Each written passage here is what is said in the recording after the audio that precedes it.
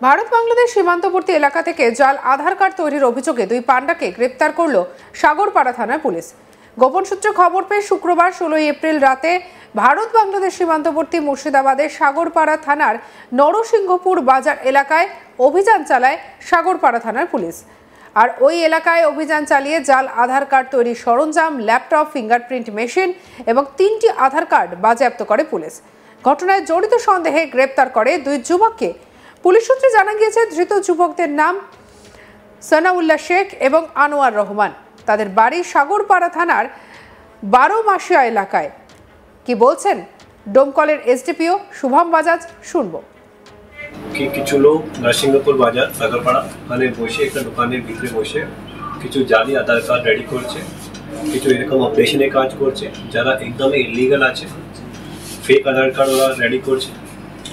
তার সূত্রে আমাদের থানা থেকে টিম গিয়ে ওখানে একটা রেড করেছে আর সাকসেসফুলভাবে ওখান থেকে 2 জন আসামিকে অ্যারেস্ট করা হয়েছে।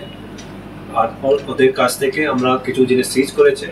তার ভিত্তিতে আমরা 2টা ল্যাপটপ, একটা প্রিন্টার, 2টা স্মার্টফোন, 4টা সিম কার্ড, 3টা প্রিন্টেড আধার কার্ড যে আমাদের ধারণা একদমই ফেক, আর 2টা স্ক্যানার, ফিঙ্গারপ্রিন্ট স্ক্যানার, ওটা আমরা পেয়েছে।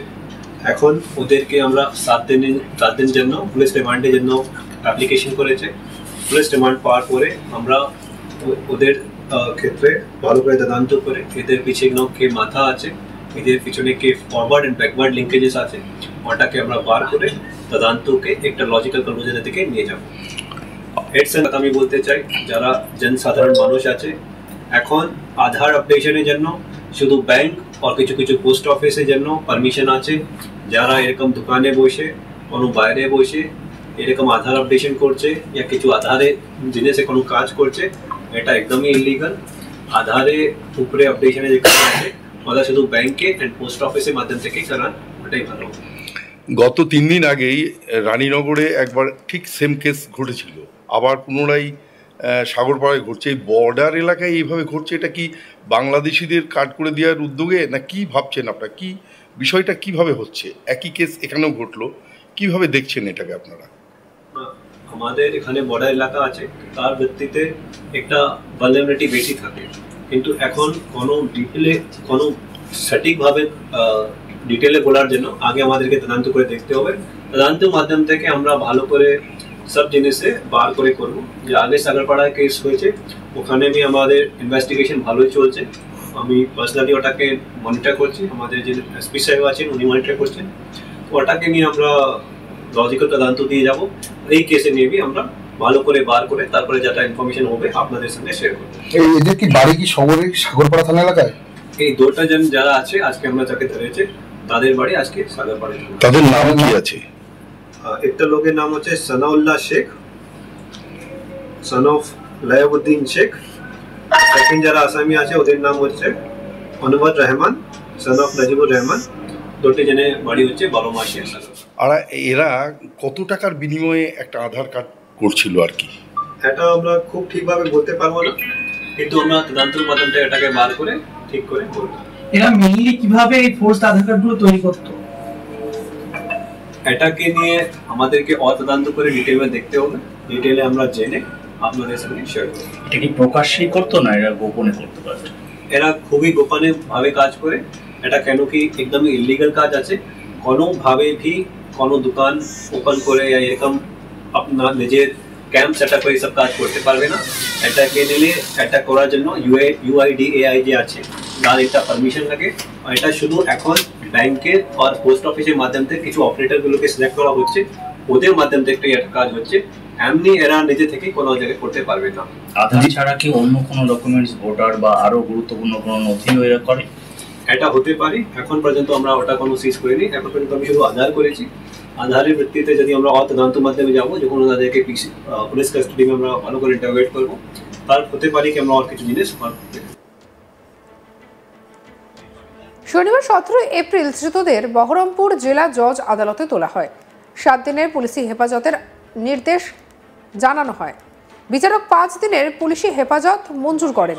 এই ঘটনায় আর কে বা কারা জড়িত সেই পুরো বিষয়টা নিয়ে তদন্ত শুরু করেছে সাগরপাড়া থানার পুলিশ।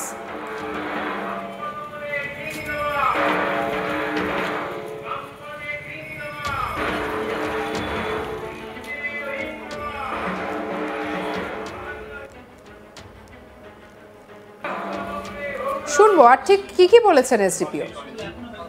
যেখানে বসে করছিল সেটা কি ভাড়া নিয়েছিল সেই দোকানটা? রানীনগরে যেমন হয়েছিল যে বাড়িওয়ালাকে টাকা পয়সা দিয়ে করতে হবে, এটা দোকানে কার নামে আছে ওটা আমি বলতে পারবো না, কিন্তু যে এখন পর্যন্ত সানাউল্লাহ শেখের নামে ও দোকান ছিল আর ওটা নরসিংহপুর বাজারে দোকানে আছে। সাইবার ক্যাফে ছিল তো। এরা তো আধারের অথরাইজড এজেন্ট নয়, তাহলে এরা কিভাবে আধারের ওয়েবসাইটগুলোতে ঢুকতো? এটা আমাদেরকে তদন্ত করে দেখতে হবে, আমরা ডিটেইলে তদন্ত করে এটাকে বাড়াবো। এদের কাছ থেকে যারা আধার কার্ড তৈরি করেছে তাদের নাম কি মানে যে অরিজিনাল আধার সেই পোর্টালে উঠবে? এটা অবশ্যই আমাদের কাছে ল্যাপটপগুলো আছে, ল্যাপটপে আমরা ফরেনসিকের মাধ্যম থেকে এটাকে অ্যানালাইজ করব, তার ভিত্তিতে যা যা আধার কার্ড ল্যাপটপের মাধ্যম থেকে হয়েছে আমরা সবাইকে নাম পেয়ে যাবো, তার সবাই একটা প্রত্যেক আধারকে আমরা চেক করব, তদন্ত করে দেখবো তার মধ্যে কটা ইন্ডিয়ান আছে, বাইরের লোক আছে, কি আছে না আছে, সব আমরা তদন্তের মাধ্যম থেকে পেয়ে যাবো। আপনারা একটু ধৈর্য রাখুন, সব সঠিক ইনফরমেশন আমরা পাবো। এইটা নিয়ে সাধারণ মানুষের কাছে অ্যাওয়ারনেসের জন্য কি পুলিশ কিছু উদ্যোগ নেবে?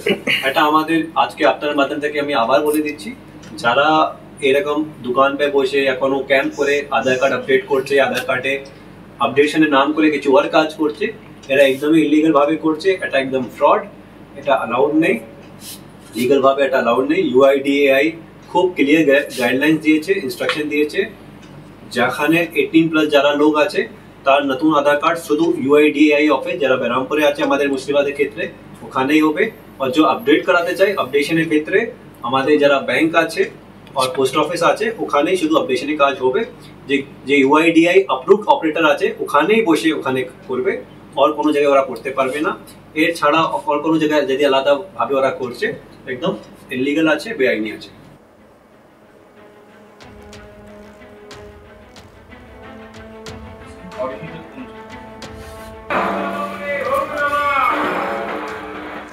ভারত বাংলাদেশ সীমান্তবর্তী এলাকা থেকে জাল আধার কার্ড তৈরির অভিযোগে দুই পান্ডাকে গ্রেপ্তার করল সাগরপাড়া থানার পুলিশ। গোপন সূত্রে খবর পেয়ে শুক্রবার 16 এপ্রিল রাতে ভারত বাংলাদেশ সীমান্তবর্তী মুর্শিদাবাদের সাগরপাড়া থানার নরসিংহপুর বাজার এলাকায় অভিযান চালায় সাগরপাড়া থানার পুলিশ। আর ওই এলাকায় অভিযান চালিয়ে জাল আধার কার্ড তৈরির সরঞ্জাম, ল্যাপটপ, ফিঙ্গারপ্রিন্ট মেশিন এবং 3টি আধার কার্ড বাজেয়াপ্ত করে পুলিশ।